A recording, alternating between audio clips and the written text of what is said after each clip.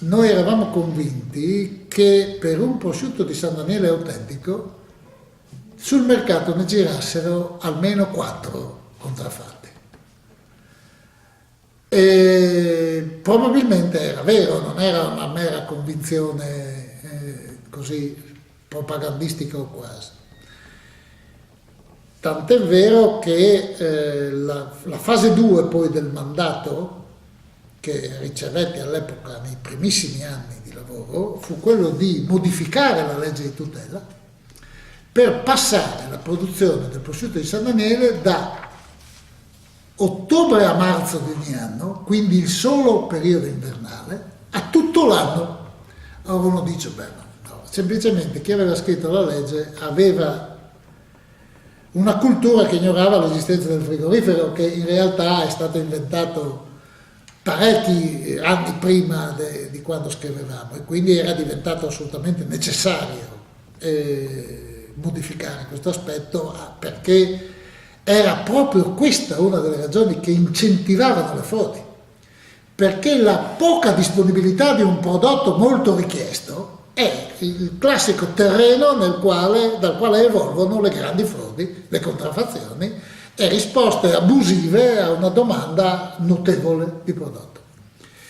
E lì imparai a fare un'altra cosa, a come relazionarsi con il Parlamento della Repubblica, rappresentando un mondo di poco più di 20 produttori in un paesino disperso in Friuli. È stata una grande esperienza anche quella.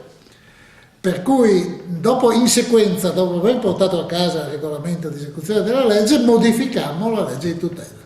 estendendo a 12 mesi il periodo di lavorabilità del prosciutto a denominazione di origine. Questa operazione è stato il vero lancio industriale del prosciutto di San Daniele, perché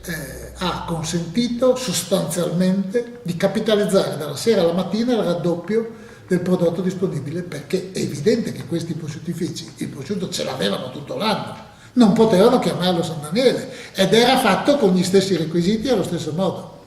per cui dalla sera alla mattina raddoppiò il prodotto disponibile, arrivando in quegli anni, parliamo alla fine degli anni 80, rasente alla quantità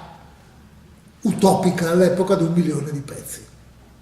A quel punto inizia la storia dello sviluppo industriale che stiamo ancora vivendo, perché è diventata una storia di espansione lineare anno per anno per quote,